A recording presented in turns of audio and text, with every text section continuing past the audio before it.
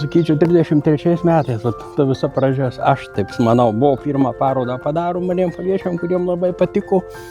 Supiešė visus marijampoliečius valdžios žmonės, dailininkus. Galima skaičiuoti, prasidėjo jumoras Marijampolėje.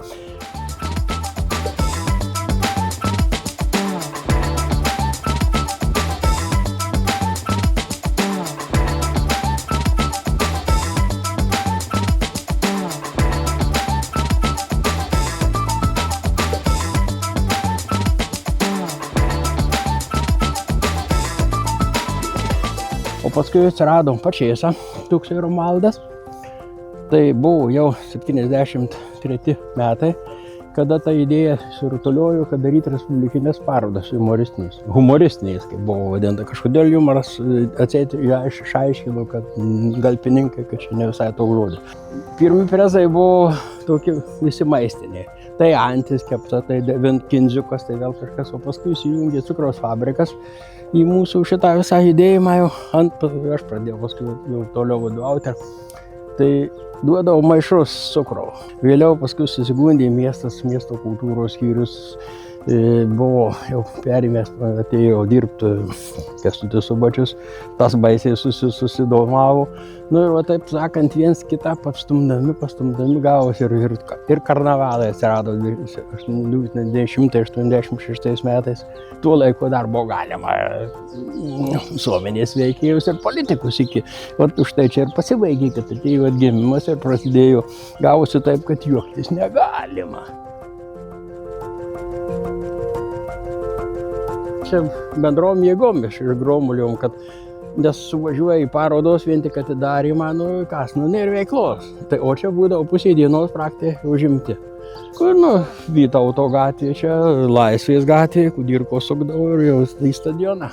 Kalakutas buvo tarsi suvalkiečių simnas. Prieš Kalakutą buvo, kada dar buvo kapsukas, tai buvo varnelė, Deltavo sukurta.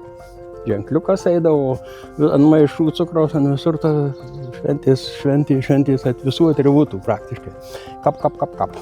Bet jau Kalakutas buvo kaip humorpolio simbolis. Toks trupučiuką skaldinys nuo lenkų kalbos, humor ir sveikata. O polis miestas, tai sveikas miestas. Tokia idėja, kad suvalkietis, visi skleidžia, kad tai skubus, ten dar kažkokį įrodyti, kad ne. Jūs yra dosnus, viską, tik jūs draugiškai suprastlingai bendraukit. Vertėtų į save paprasčiausiai šalies pasižiūrėti. Ne visą laiką tu viską darai taip, kaip derėtų daryti, ar kažkaip tai ten, sakyčiau, per rimtai kartais gaunas. Ir tas nors truputėlį, šiaip, jeigu tu sugebi iš savęs pasijungti, viskas tvarkoja. Nežinau, čia matyti daugelis buvo tokių, taip sakant, niuansų, kur apsisprendė. Manau, jeigu pamažėjo, kitų norinčių prisidėti neatsirado, tai baigėmės.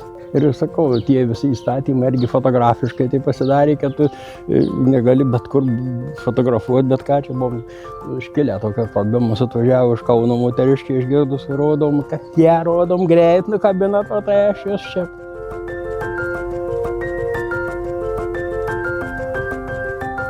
Projektą Kalendorius – mažorinė ir minorinė istorija iš dalies finansuoja Medijų rėmimo fondas.